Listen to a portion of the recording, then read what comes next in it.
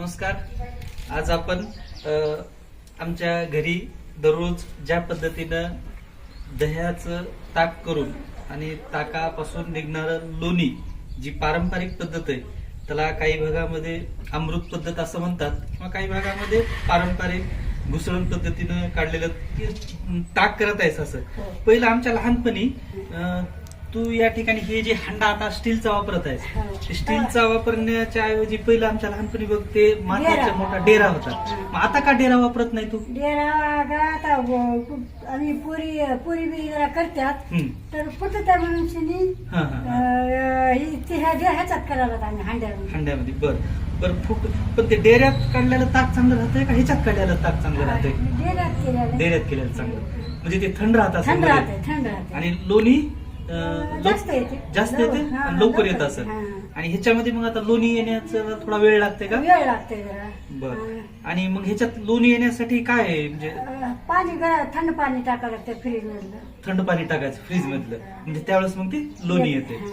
तर सांगायचं म्हणजे काय आहे की यावेळेस या ताकामध्ये ज्यावेळेस आपण थंड पाणी टाकतो त्यावेळेस त्या दह्यामध्ये असलेलं जे फॅट आहे ते फॅट या लाकडी रवीनं घुसळल्यानंतर काय होतंय की त्या दह्यातलं जे फॅट आहे ते फॅट बाजूला होतं आणि ते फॅट म्हणजेच आपण त्याचं वरी आलेलं लोणी असतं. आणि मग त्या लोण्यापासून आपण, आपल्याला माहिती आहे पुढची पद्धत कशा पद्धतीने तूप कडवणं आणि हे करतो. तर आणि या पद्धतीने जे केलेलं ताक आहे ते ताक म्हणजे आयुर्वेदामध्ये ताकाला अमृता समान म्हटलं जाते. कारण ताक हे माणसाची पचनशक्ती सुधारवतं, पचनशक्ती वाढवतं आणि पोट साफ होतं. आणि सगळ्यात महत्वाचं म्हणजे त्याच्यामुळे वजन सुद्धा कमी होत असतं.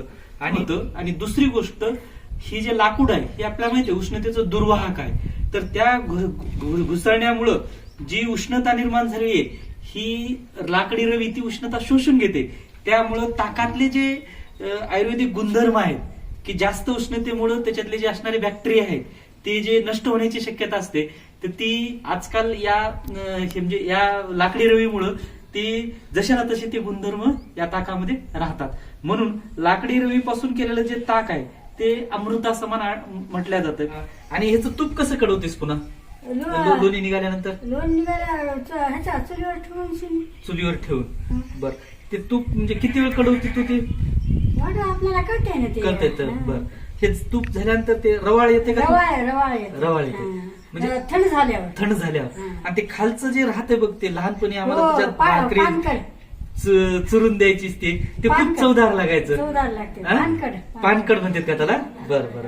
आणि आता जे हे तूप आहे हे म्हणजे त्याच्यात काही असं दुसरं काही टाकतीस का त्याला सुगंध येण्यासाठी? त्या तुपामध्ये नाही ते तुळशीचे पानं वगैरे कधी आपल्या घरी खालात पुरतात तुळशीचे पानं टाकायचे. म्हणजे तुळशीचे पानं टाकल्यानंतर काय होतं त्यानं? जरा खमंग लागते म्हणजे सुगंध येते त्याला तुळशीच्या पानाचा.